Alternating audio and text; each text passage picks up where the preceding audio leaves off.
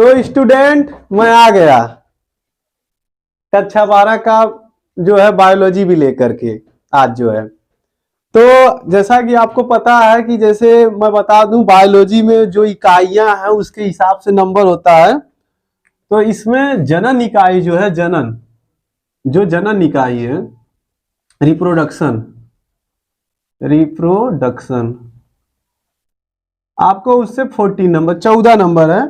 तो मैं उसी को आपको डिस्कस कराऊंगा जिसमें पुष्पी पौधों में लैंगिक जनन को के बारे में आज हम लोग डिस्कस करेंगे। तो हमारी जो चैप्टर का नाम है स्टूडेंट, चैप्टर का नाम जो है इसको हम चैप्टर 1 नहीं मान लेते हैं। एक्चुअली चैप्टर 2 होता है, 2 होता है। तो पहला चैप्टर से कुछ कट गया है, तो जो इम्पोर्टेंट चैप्टर अपना बच रहा है वो चैप्टर 2 है जिसका नाम है पुष्पी पौधों में लैंगिक जनन। पुष्पी पौधों में लैंगिक जनन। तो स्टूडेंट देखिए ऐसा है कि मैं बता दूं, अभी मैं फिजिक्स तो चालू ही किया हूं, केमिस्ट्री भी चल रही है और बायोलॉजी भी मैंने सोचा कि शुरू कर दूं, तो मैं शुरू कर रहा हूं बायोलॉजी। तो इसमें जो बेसिक चीजें हैं, मतलब आपको जनन चैप्टर से रिलेटेड जो क्वेश्चन आता है आपको ऐसा पढ़ लेना है जनन चैप्टर को कि उस क्वेश्चन को आप लिख सको। जैसे इसमें बहुत सी हेडिंग है, आपको मैं बता दूं कि परागण क्या है, या परागण क्या है, या ऐसा क्वेश्चन आता है कि लघु बीजाणु जनन क्या है, दीर्घ बीजाणु जनन क्या है। तो स्टूडेंट इसमें मैं वो सारी चीजों को डिस्कस करूंगा। तो इसका बेसिक जो स्टूडेंट होता है वो होता है पुष्प से आप इसको पढ़ना स्टार्ट करो। तो देखिए हम समझते हैं, जैसे मान लीजिए कि आप जब पुष्प में पढ़ते हैं तो देखिए होता क्या है, ये ऐसा एक संरचना होती है पुष्पों में। ये जो होता है पुष्प का एक्चुअली स्टूडेंट, ये पुष्प का स्त्री जननांग होता है। ये पुष्प का स्त्री, जिसको बीच वाला भाग जिसको कहते हैं जायांग। तो ये हो गया जायांग। जो जायांग होता है स्टूडेंट इसी को कहते हैं स्त्री जननांग, स्त्री जननांग। और स्टूडेंट इसके जायांग केवल एक ही होता है, और एक कुछ ऐसी संरचना होती है, इसको कहते हैं पुमंग। इनको पुंकेसर होते हैं, कई पुंकेसर कई होते हैं, कई संख्या में होते हैं, इनको पुमंग कहते हैं, पुमंग। और स्टूडेंट उसके बाद देखिए दलपुंज होता है, मतलब जो फूल का भाग होता है। और दलपुंज भी कई लेयर में होते हैं। उसके बाद बाहर वाला होता है बाह्यदलपुंज। तो बाह्यदलपुंज को हम ऐसे नोट कर दे रहे हैं। तो दलपुंज होता है दलपुंज और बाह्य दलपुंज। तो स्टूडेंट इस चैप्टर को जैसे समझने के लिए आपको बेसिक से थोड़ा सा अच्छा नॉलेज लेना होगा। जैसे फूल के भाग, किस भाग को क्या कहते हैं, क्या होता है कहाँ पे, उसका आप बेसिक नॉलेज ले करके तब हम क्वेश्चन की तैयारी भी डायरेक्ट कर सकते हैं। तो स्टूडेंट देखिए इसमें क्या है, जो ये भाग होता है आपको बता दूं, ये पुंकेसर होते हैं सब। अगर एक पुंकेसर को निकाल लिया जाए, इसको पुंकेसर कहते हैं, पुंकेसर। और ये पुंकेसर जो होता है, क्या इसका काम होता है तो मैं बता दूंगा। अभी के लिए फिलहाल ये समझ लीजिए कि ये जो पुंकेसर होता है, ये इतना भाग होता है, इतना भाग, इसको कहा जाता है परागकोश, परागकोश। और जो परागकण होते हैं इसी परागकोश के अंदर बनते हैं। और ये जो होता है इसको एक्चुअली एंथर कहा जाता है, एंथर कहा जाता है। और ये जो भाग होता है इसको कहते हैं वृंत तंतु, या इसको फिलामेंट कहा जाता है स्टूडेंट, फिलामेंट। इसको फिलामेंट कहा जाता है स्टूडेंट। अच्छा, पुंकेसर। अच्छा, और बता दें, देखिए अब क्या है, आप इसको समझिए कि अगर हम स्त्री जननांग की बात करें तो स्त्री जननांग की बात करें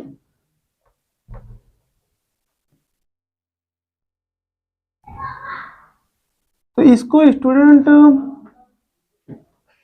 जो इस इधर मतलब ये समझ लीजिए यहां का भाग अंडाशय होता है, यहीं पे बीजांड होता है जिसको आगे हम लोग पढ़ेंगे, ये अंडाशय होता है, अंडाशय, अंडाशय, अंडाशय। यहां पर ही मादा युग्मक होता है, मादा युग्मक होता है यहां पर ही मादा युग्मक होता है जिसको बीजांड कहते हैं, यहां पर ही बीजांड होता है स्टूडेंट, बीजांड। और ये ऊपर के भाग को स्टूडेंट वर्तिका कह सकते हैं, वर्तिका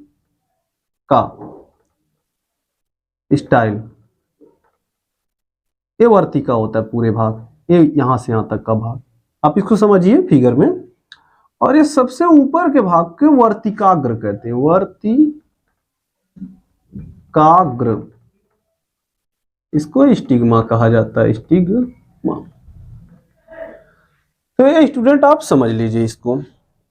हाँ, हालांकि हमें हर अंगों के बारे में, जो दलपुंज है, बाह्य दलपुंज है, ये केवल सहायक जननांग होते हैं, मतलब ये जो मुख्य जननांग होते हैं वो आपको मैं बता दूं मुख्य जननांग क्या होते हैं।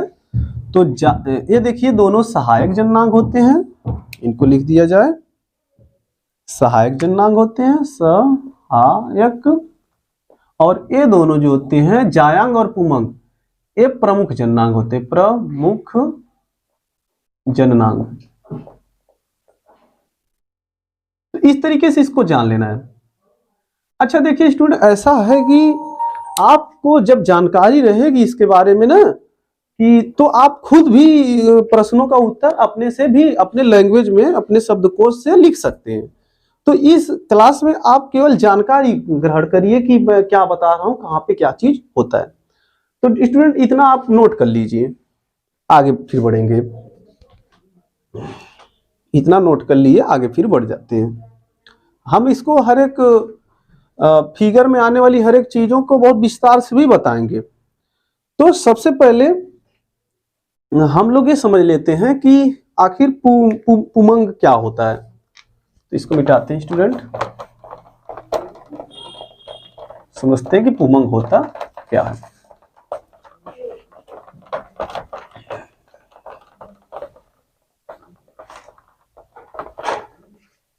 तो स्टूडेंट समझते हैं कि पुमंग होता क्या है। पहला, पुमंग। अच्छा देखिए स्टूडेंट, पुमंग क्या होता है। पुमंग एक सूक्ष्म बीजाणु पर्ड होता है। पुमंग जो होता है एक सूक्ष्म बीजाणु पर्ड होता है, जो पुमंग। अच्छा, पुमंग, अगर पुमंग की बात करी जाए, देखिए इतने को पुंकेसर कहते हैं सारे पुंकेसर के समूह को, पुंकेसरों के समूह को जो हमने बनाया था, इसको पुमंग कहा जाता है। तो जो पुमंग होते हैं वो लघु बीजाणु पर्ड होते हैं। पुमंग एक्चुअली क्या होते हैं तो मैं बता दूं, लघु बीजाणु पर्ड। अच्छा स्टूडेंट, क्या होता है देखिए, अब लघु बीजाणु पर्ड का मतलब क्या है।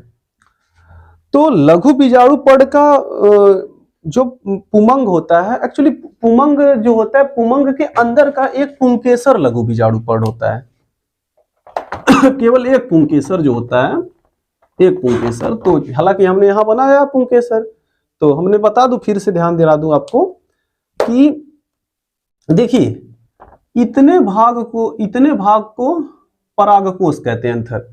और यहां से यहां तक के जो, इसको फिलामेंट कहते हैं, वृंत तंतु कहते हैं, वृंत तंतु कहते हैं स्टूडेंट, वृंत तंतु। अच्छा, लघु बीजाणु पर्ड, इसको पूरे को, अच्छा इसको या तो पुंकेसर कहिए। देखिए मैं बता दूं, लघु बीजाणु पड़ बराबर, या ऐसे लिख सकते हैं आप, पुंकेसर, पुंकेसर बराबर लघु बीजाणु पड़।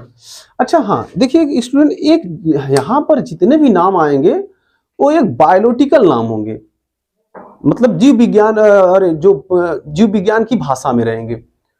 और एक जो होगा उसका जैसे सामान्य नाम, जैसे पुंकेसर क्या होता है, वो सामान्य नाम होता है पुंकेसर।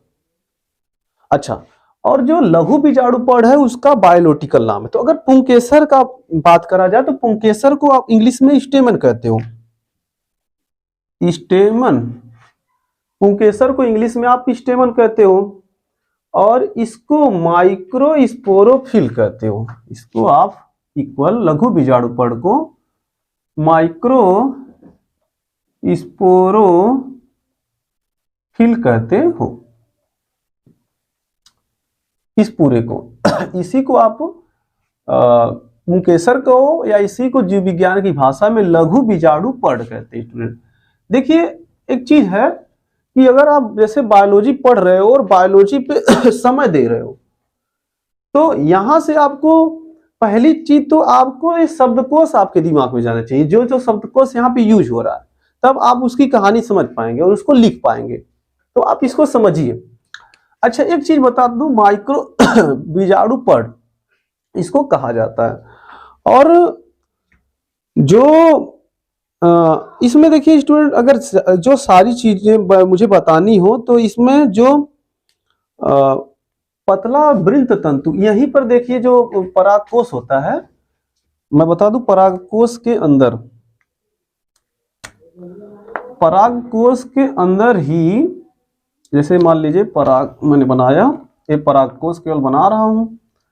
अगर परागकोश को काट दिया जाए स्टूडेंट, तो इसमें आप ये समझ लीजिए कि अगर ये तरुण परागकोश है, मतलब पूरा परिपक्व नहीं हुआ है, तो इसमें कई भाग नहीं बटे होते हैं, कई भाग नहीं बटे होते हैं, बस केवल ये जो अच्छा ये जो क्या करता है, इसमें तो परागकोश बनते हैं, परागकण बनते हैं। अच्छा, मैं लिख देता हूं, परागकोश के अंदर परागकण बनते हैं, परागकोश के अंदर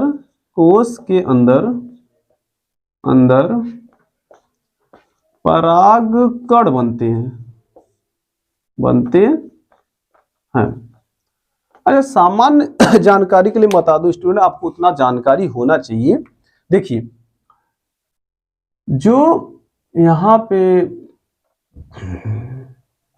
ये वर्तिकाग्र होता है, ये जो परागकोश होते हैं, पराग एक प्रक्रिया होती है, जैसे मान लीजिए कहते हैं परागण, जिसको कहते हैं परागण, पॉलिगेशन जिसको कहते हैं, पॉलिगेशन।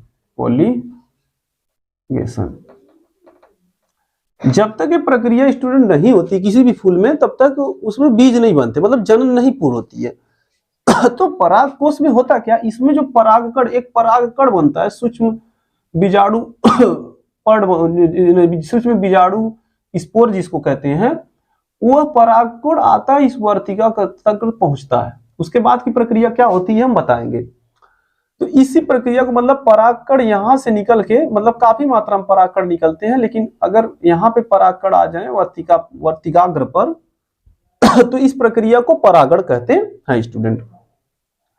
तो आपको पता होना चाहिए, वही परागकण यहाँ पे बनते हैं परागकोश के अंदर। तो मैं बता दूं, जो फिलामेंट होता है ये क्या कार्य करता है, ये संवहन का कार्य करता है। इसमें संवहन, अच्छा, संवहन का मतलब जो भी चीजें आवश्यक होती है वहां पे परागकणों को बनाने के लिए, वो सारी चीजें इस पुष्प के थैलमस, देखिए जो पुष्प होता है, बता दूं जो पुष्प होता है ये थैलमस पर रहता है, थैलमस पर रहता है। तो स्टूडेंट यहाँ पे क्या होता है, यहां से जो भी मटेरियल यहाँ पे जाइए इसी के रास्ते जाता है, तो ये क्या करता है, संवहन का कार्य करता है। अच्छा, और जब धीरे धीरे फिर क्या होता है, इसी में स्टूडेंट 4 खाने बनते हैं और इसी 4 खानों के अंदर परागकण बनता है स्टूडेंट। तो ये आपको समझ लेना है। हाँ, इसका जैसे आज के लिए स्टूडेंट मैं सोच रहा हूँ इतना बता दिया, आप इतना आज पढ़ लीजिए, अगले लेक्चर से विस्तार नॉलेज जो है आना शुरू हो जाएगा। तो आज के लिए बस केवल पुष्प पढ़िए और आप पढ़ते रहिए किताबों से। हम जो है इस पे आपके लिए वीडियो बनाएंगे अच्छा से अच्छा। तो इसलिए आज के लिए बस इतना ही, मिलते हैं अगले वीडियो में।